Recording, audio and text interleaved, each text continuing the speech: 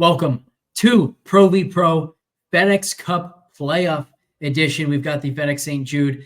Going to be a very abbreviated episode here this week. I've got the Pennsylvania Open this week, so we barely found time to do this show. The projections are only a little bit up. Actually, we have the projections themselves. We don't have the simulation results just yet, so we'll talk as much as we can. I'm in Pennsylvania, which means I also can't even play Underdog this week, so like I said, abbreviated show here, but we do have some fun stuff to talk about. What do you think, Justin?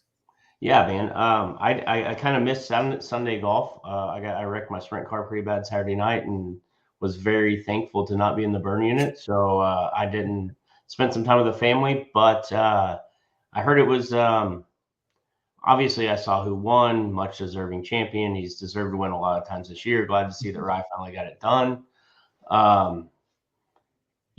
But I also heard there was some drama, and I'm pretty excited to talk about it because I have some history with this guy. So, yeah, it'll be a good conversation. Yeah, Matt Kuchar proving once again that he is the most fake nice human being in the history of the world. Another major just asshole decision to make everyone come back out Monday morning instead of just finishing his round on Sunday. And I think the key thing to understand here is, look, if he were in a situation where birdie was really impactful for him, maybe it gives him some much needed FedEx Cup points, something like that, then by all means, you do what you have to do to give yourself the best opportunity possible. He had no chance of being relevant for the FedEx Cup playoffs. He had no chance of winning. He had no chance of getting, any meaningful type of result for his career, anything of that nature. I just thought it was an awful decision and showing once again that he's one of the more selfish players on tour. Obviously, the first time we really saw from him was when he won and paid his caddy just $5,000. So yes. So I'm gonna go with there's a more to the story. So I'm gonna play the devil's advocate of what everybody else thinks. I think there has to be more to the story. Like the tournament had to do something. They had to have made a decision that he didn't agree with. I don't know what that is. So my history with Matt Kuchar is in 2006, the first ever, what back then was either web.com or nationwide tour event that I ever Mondayed into was in Scranton, Pennsylvania. And I was in a 5-for-2 playoff. I make birdie on the first playoff hole. The other guy that made birdie on the first playoff hole to get in with me is a guy named Sal Spallone. He had status, big tour status, and then some nationwide status back then. And I didn't know anybody. So this is a random week where the Pro-Am is on Tuesday and not on Wednesday. So the practice round's not till Wednesday. And he's like, hey man, I see him Tuesday hitting balls while the Pro-Am's going on. He's like, yeah, we're gonna play at 9 tomorrow. It's gonna be me, you, and Matt. And I was like, cool. I don't know who Matt is. I don't really care, right? So it turned out to be Matt Kuchar. Matt Kuchar had won the John Deere the year before, or 2 years before, had not played very well, but had a decent season going. This is when top 20 or 25 got back on the tour. So he decided to finish out the year playing all the web.com events. And turned out to be a great decision. He got back on the tour that year and I think has had his tour card every year since. His wife had just had knee surgery from Georgia. She played tennis at Georgia Tech. My grandfather, who's now 94 years old, was there, and he still talks to me like Matt Kuchar is my best friend. Hey, did you see Matt played pretty good? Grandpa, I don't know Matt. Like I played off of him one time, but my grandfather still believes that he's one of my really good friends. But that just tells you how he treated my family, right? So he was nice to my grandfather then. He was nice to me. Matter of fact, I beat him out of $20 whole in the practice round. And I was like, why are we playing for, looking back at thinking like, why did we play for $20? Like with the amount of money that he had, or I don't even know what he was trying to prove. And it's funny because I will never forget. Sal was like, dude, you should have him sign this. And I was like, dude, we're playing in the same golf tournament. He's no better than I am. I don't need his autograph. And so it's always been a running joke. And when I say he was genuinely nice, he was. Now, maybe has he gotten different over time and things have changed? I don't know. I do know that he's a competitor. I know, that he likes to be in the mix. He's getting older. He's probably frustrated about something. But like from the stories that I've heard, not knowing anything, yeah, bad decision, bro. Like, what are we doing here? I think there's something to be said about how he treats people that he views as his peers versus how he views people that he thinks are below him. I think that's what it comes down to, which also comes, which I think also, you know, is perfectly in context in this scenario, because it's not like he brought other tour players back on Monday morning. He brought everyone working the golf tournament back on Monday morning. So I think that fits there. But yeah, I think to your point that like maybe there was something that he disagreed with. The excuse that he gave, for those who haven't heard, is that he didn't know that Aaron Rai had birdied ahead of them, so he thought that Grazerman was going to want to wait until the next day, thinking that Grazerman needed to make birdie to force a playoff. And to some degree, like, that does make sense, but that's not something that, if you're in that group, you don't make that assumption that Grazerman's going to want to wait, and so you're going to do the same. You have that conversation with him, right? Like, you go, hey, Max, are you thinking about waiting until tomorrow, or do you want to finish out now? And if Max says, I want to finish out now, then you just finish. And if Max says, yeah, I'm at least considering it, then you say, well, hey, if you want to wait, I will make the same decision. I just want you to know that you're not going to be the only one out here. Obviously, Kuchar didn't do that, and he made a very rash decision too. I thought that he hit a terrible drive, was frustrated, and just decided he was done. Yeah, and maybe even go a step further of like, hey, this is a younger kid. Like, maybe I could teach him something by doing this, like trying to be a mentor or whatever, you know, hey, you can go out on a limb and it'll be okay. Like I said, I didn't see a lot in context. I didn't see the interview. So as far as that goes, I'm just speaking on what I know of Kuchar. When I heard the story about the caddy, I was surprised. You know, I heard similar stories. I grew up in Allen, Texas, and Hunter Mahan's the exact same age as I am, from McKinney, Texas. He's actually moving into my neighborhood, which is crazy enough to think like we're going to be almost neighbors. And we've never spent much time together. But when he first won his tour event, his dad basically ran his finances and didn't want him to pay his caddy the full 10%. Which is just like crazy to me, right? Like, what are we doing here? So I've heard of these stories before, maybe not as publicly as Kuchar's was, but I just always think I guess maybe for a guy that I've known that gave me a chance as a peer and not necessarily as somebody that he thought was below him, right? As a and you know this as well as anybody, like when you Monday qualify for a PGA Tour or Korn Ferry Tour event, you can say whatever you want as being a peer out there, but you are not looked at the same way as a guy with status or anything else. This goes all the way from reps to other players to caddies to where you're in a practice round and who you're playing with. Like, unless you know somebody out there and you're in with some of those people, you're not treated the same. Officials, all of it. Yeah, that's fair. One last Kuchar story though. I played Sawgrass a while ago, probably 8 years ago now, something like that. And the caddies there told us there are 3 guys on tour that all of the caddies fight to not have to caddy for.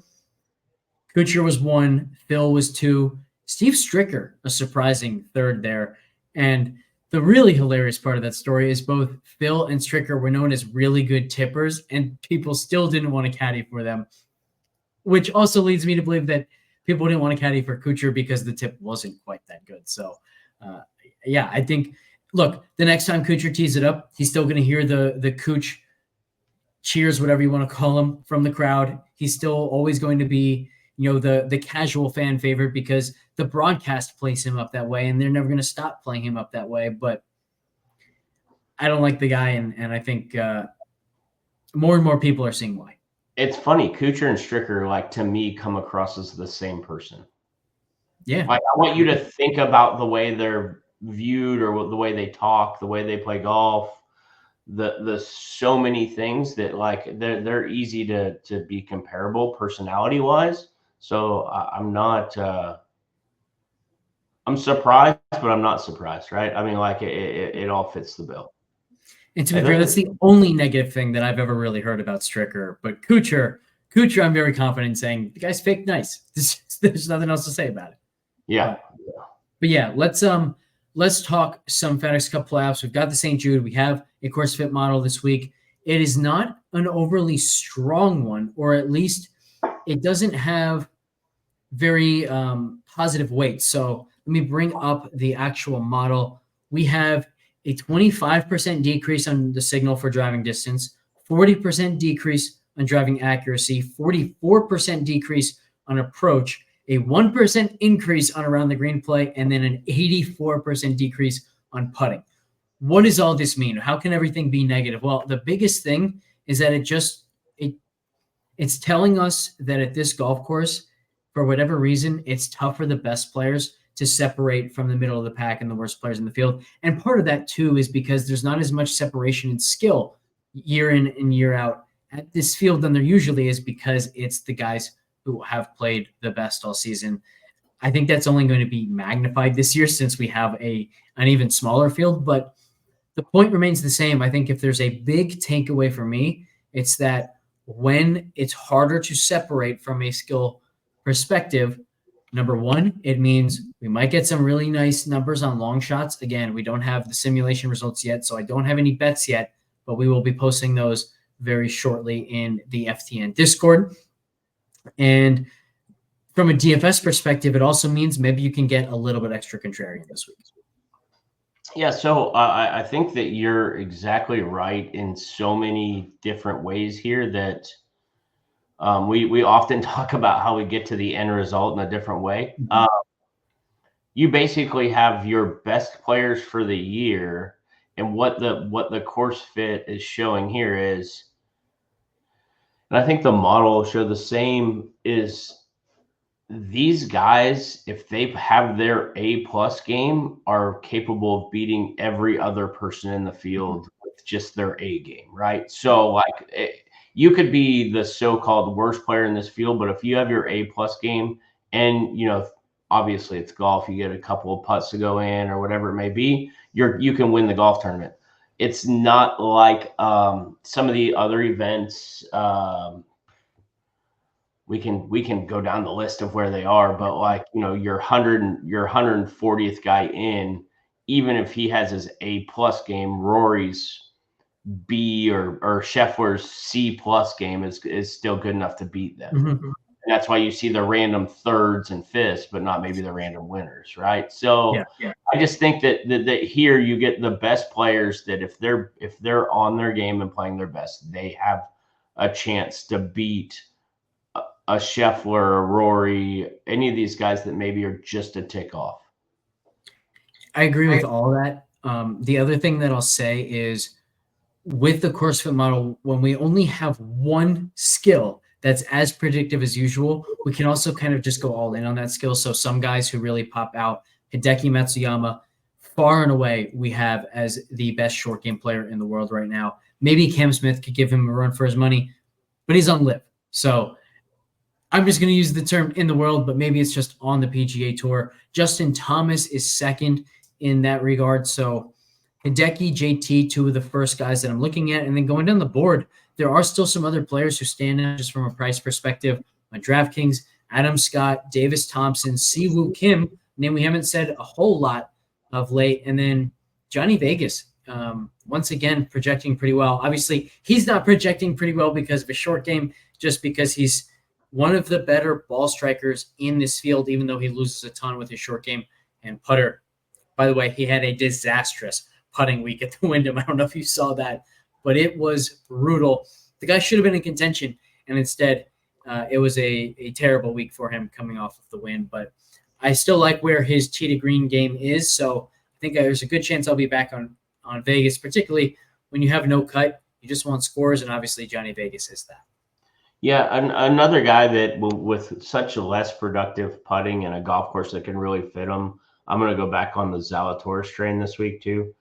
He's played well here. It fits his eye. He expressed his love for this place at one point. So hopefully if he's healthy, I wouldn't be surprised to see him compete, especially because I think he'll be super contrarian right in that range, right? He's with Minwoo and Keegan and some guys that maybe you see as a little bit better players. Has there been a guy that we've disagreed on throughout the season more consistently than Zalatoris? I don't think so. Yeah, it would be hard. And this is just the golf side of me of knowing how much talent he has in there and his ability to win and yeah, I think if you set numbers aside, it's different. Yeah, I mean, certainly his numbers look terrible. He's not going to project well, but that's also why he's going to be really contrarian. The thing for me is I agree with you on the baseline talent, but I'm still not seeing anything off the tee that makes me think he's, just around the corner from being Zalatoris again. And the other thing is his short game is still just a huge concern. He's kind of at the point from a short game perspective where Morikawa was about a year ago, where week in and week out, people talked about the Zalatoris putting struggles, just like they used to talk about the Morikawa, and they overlooked the fact that he was just as bad, if not worse, around the green. Now, Morikawa has fundamentally changed who he is as a player around the green. He's become one of the better short game players in the world. If Zalatoris can do the same type of thing, it's only a matter of time before he's contending again and contending for majors, not just regular events. But man, until I see anything around the green, and more than anything else, I want to see some driving prowess. He hasn't been accurate off the tee, and he's completely lost his length advantage that he used to have. So I'm not seeing any signs of life. It's not that he projects poorly; it's that he projects poorly. And while I want to be ahead of the curve on players like him, I'm just not seeing any reason to think that curve is ahead of us. Yeah, and to be honest, I'm gonna struggle. I have my initial 200 SE locked in.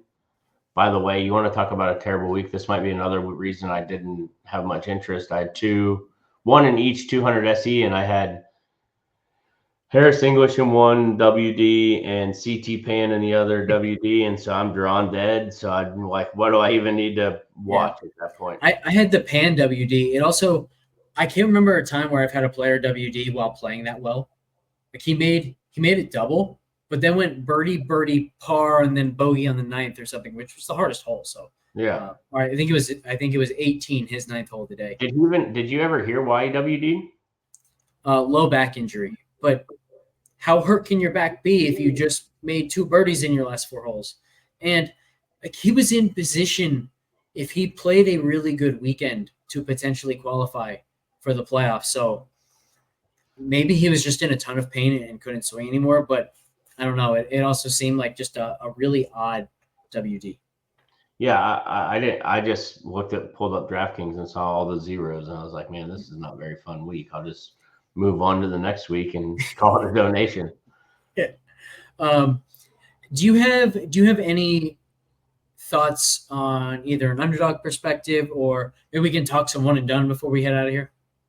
Yeah, I mean, so this is one of the other courses that I got to play. I went to school a few hours down the road in Arkansas, and we actually had a kid that played on our golf team and graduated when I was a freshman that went on to work at Southwind. So we got to go over there and play a little bit. Yeah, it's just a reward the best golfer this week type of place. And so I can see why, all the numbers that you just said, I can see why they all make sense. They all kind of align with what I remember.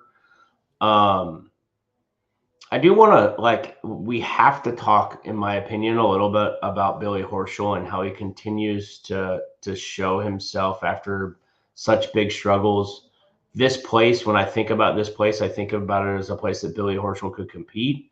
And then you combine that with the way he's played recently, and not just the way he's played. And I think if you asked him, his finishes of 2nd and 7th in the last couple of weeks are probably disappointing. Mm-hmm. I really if I had to lean into one person at any number, given whatever it is, I think Horschel would be it this week. I definitely don't mind the call at all. We actually used him last week. I don't even remember if we talked about it, but I threw him in as just a dummy based on he was the highest projected guy that I thought would be pretty low owned. And I think we just forgot to talk about it. And then on Thursday, I was like, or on Friday, I was like, did we make a pick? Oh, good. I put Horschel in the beginning of the week. So Yeah. he almost really paid off for us, but it was pretty solid. I think my top choice this week is going to be Hideki, 5th in our expected strokes gained. We have him available. I don't think many people are going to be on him. And like I talked about, he's the best in the world at the one skill set that matters as much as it usually does this week. So Hideki is definitely my top choice, but we do have plenty of options. Yeah, Justin Thomas would be another good one. I think that will be pretty low owned that I would want to get behind. You mentioned his name earlier about short game, and I think that albeit he hasn't finished the event, we often talk about being ahead of the curve of people, and I think that he's shown enough really good rounds and enough of the right skill set to break through this week. Not break through. I mean, I love that call. I really do. In fact, I might change our placeholder from Hideki to JT. By the way, for anyone who does play one and done, particularly this time of year when it's easy to forget, it's such a good idea to just, whatever your first thought is, throw the guy in there. And that way, if you forget about it, you're still okay. So I think I'll go ahead and make that switch to JT. I love that call. And most importantly, I think that he will be significantly less popular, which is just why it makes all the sense in the world to go that route.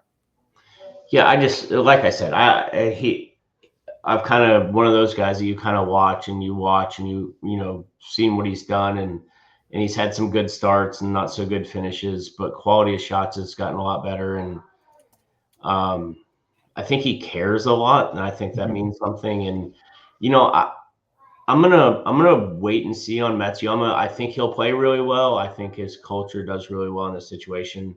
I think he's disappointed by not winning a gold medal in Paris. So I think he put his heart and soul into that event. You could tell by the way he acted, in my opinion. So we'll see how he comes back. But man, I think that his Matsuyama's game in the next couple of weeks, I think we might want him for like an East Lake type of place where, a huge purse and he's really, really hitting his stride.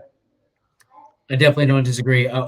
One point that you briefly made on JT that I think is worth highlighting because it's a phenomenal one is JT has he doesn't just have some good finishes of late, like at the Heritage, he was 5th and 8th at the PGA Championship, 5th at the Travelers. It's that on a number of occasions, he's shown us the type of rounds that it takes to win golf tournaments. He hasn't been able to back up those rounds. In fact, I think twice now he's gone out as one of the leaders or, just off the lead in the first round and then given almost all of it back in the second round. But we like to see that type of volatility where we're seeing the ceiling from him on a consistent basis. And he doesn't need to have the ceiling round 4 times. He needs to have the ceiling round and then get rid of the floor round. If that floor round becomes he just matches the field, he's going to be in contention. So I really think that that's a phenomenal point about JT. Yeah, and that's what I think that, you and I agree of like the factor of being able to go out and win a golf tournament with a really low round on Sunday, and I think he has the ability to do that. Not only that, but it's easier for somebody who's having the disaster round to get rid of the disaster round than it is for somebody who's not getting that ceiling round at all to suddenly find it. He's doing the hard part. He just now needs to do the easy part as well. And to your point, even more of what you've talked about pretty much week in and week out of when you bet on long shots is the high volatility, right? So this is the definition of high volatility. Speaking of, I want to check the prop shop real quick to see what his outright odds are because I might not even need the simulation to bet JT to win here if the number's good enough. And sure enough, it is 50-1 on Bet Rivers with the each way. I think that's a number that I'm taking. What do you think? Yeah, 50-1 with an each way. It sounds like I mean, the way, we talk about this, the way I look at it is could he win this golf tournament 1 out of 50 times would be a break-even point, right? And I would say the answer would be yes. In his current form, I don't know why he wouldn't be able to. Yeah, I also think I'm going to I'm going to look at the entire field going down. But again, I do think this is a place that lends itself to some long shots. So let's see who else we can take a look at. Oh, I pulled up Johnny Vegas, and for some reason, the first thing that came up was 350 to 1 to win the Wyndham Championship. Don't think he's going to win that. I don't know why he's still up there, but 175 for Johnny Vegas to win the FedEx St. Jude. That is a number that intrigues me, although the best available with an each way is 125. So not 100% sure that that's what I'm going to make. But like I said, we will look through the rest of the field and post our outrights on ftnfantasy.com in the Discord and in the bet tracker. The one bet I know I'm making this week is going to be JT 50 to 1 with the each way. Anything else really stand out to you? So we talk a lot about going back to last week's winner. What are your? I mean, this is a common conversation amongst us. Of all people to go back to, like you went back to Vegas last week, I think Rye has to fit that category of not being afraid to go back. He's won. I know he's never won on the PGA Tour, but he's won nationwide or worldwide. I mean, and he seems to fit the right bill mentally to come back from a win and still be focused. Well, and I think part of that too is just think about the golf tournaments, right? Like he wins the Wyndham, but now he's playing a much bigger, more important event. So absolutely, I think this is one where he should come up ready, confidence high.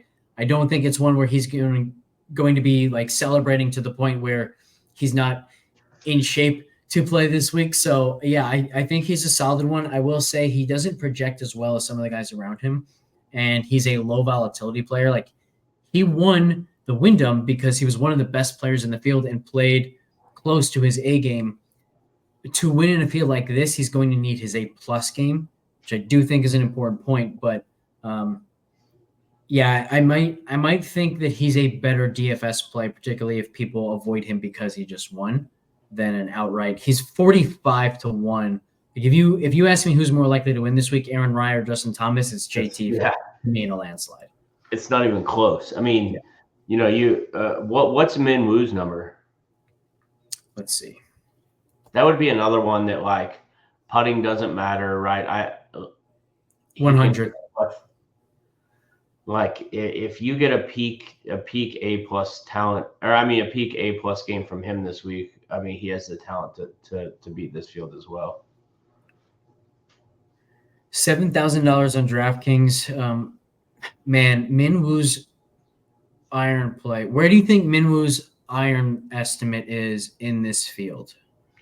So I mean, the reason his number is so high is it's got to be towards the bottom, especially his short clubs, right? So I would guess his wedge is 100 to 150 yards is probably in the lower third, if not the lower quarter. But he also has the ability to hit the high leverage shots in the par fives.